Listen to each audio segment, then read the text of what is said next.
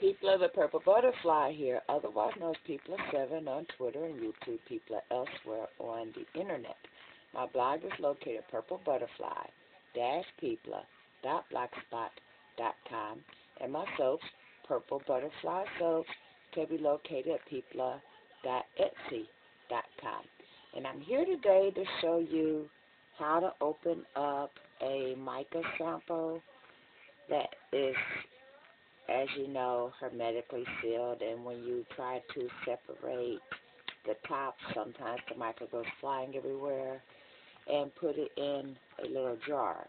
This jar is empty. It used to have true yellow in it, which will not affect the yellow of that mica, so I'll just go ahead and use the empty container to show you this. And if some of the yellow mixes in, it's not going to matter because yellow and green are colors I blend together anyway. But first, because I have the peach tree here getting this final cool down or drying or whatever, I'll put that there so that way I won't disturb it.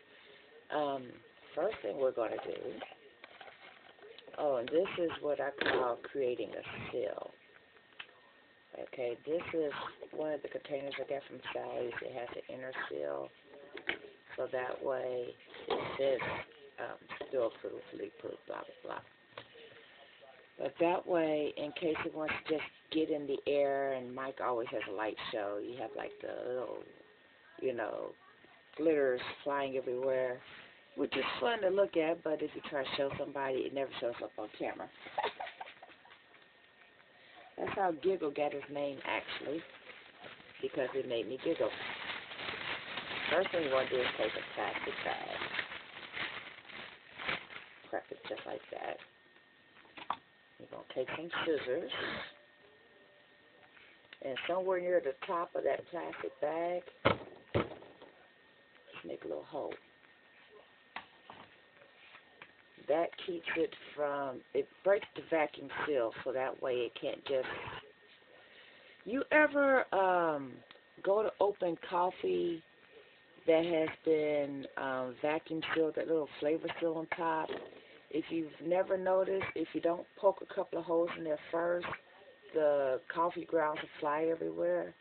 Poke a couple of holes in it, and it just opens smooth as silk. That's what you're doing. You're breaking that vacuum seal. So now that we've broken the seal, you still want to be very slow and careful when you open it. And sometimes you might get some powder that will escape. Very carefully. Go like that. And then we're going to invert this whole thing. But what we're going to do first, put this over it to make a seal.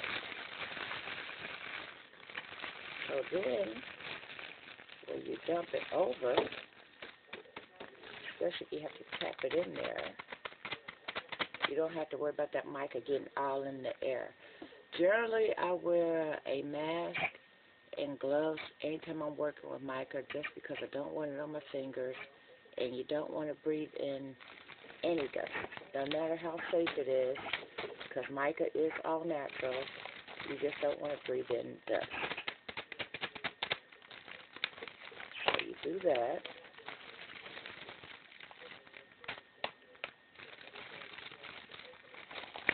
And as you can tell, and I fill it back up too. And I'm going to tell you why I'm going to fill that up.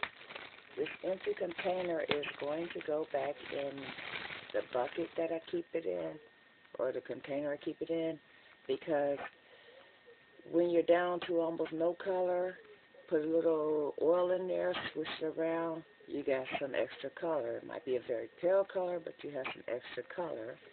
And you're going to let this settle. So, if you can tell, that color is in there. But there's nothing in the air that you're breathing, okay? And then, I'm going to take, and since there's a plastic top on here,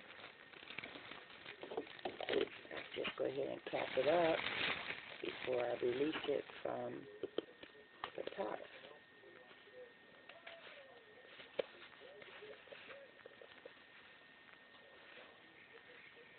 And now I have green mica in my jar without green mica in the air and all over my hands and all that. So I hope this video has been helpful to somebody. And as you can tell, there is still just the teeniest amount of mica in this sample bag. You can even see probably where I poked that hole. See right there? And you put a little bit of oil in there, swish it around or knead it around, and then scrape it into the soap you're making, and you can use that last little bit of color. And then this bag, just go ahead and fold that up, put it where you keep your mica, so that way if you need to do it again, you don't have to waste a whole nother bag. So this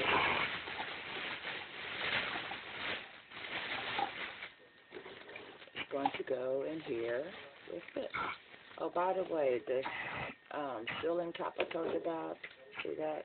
So that way, when you go to open it, you lift that very slowly, face it away from you. That way, if any powder does escape, it doesn't escape here. Alrighty then. In the meantime, this has been People7 on Twitter and YouTube, People elsewhere on the internet.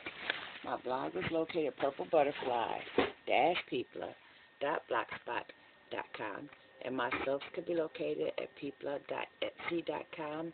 Y'all stay blessed and stay tuned. I'm going to let this get a little bit more air because it's going to finish curing in 2 days. Stay blessed now.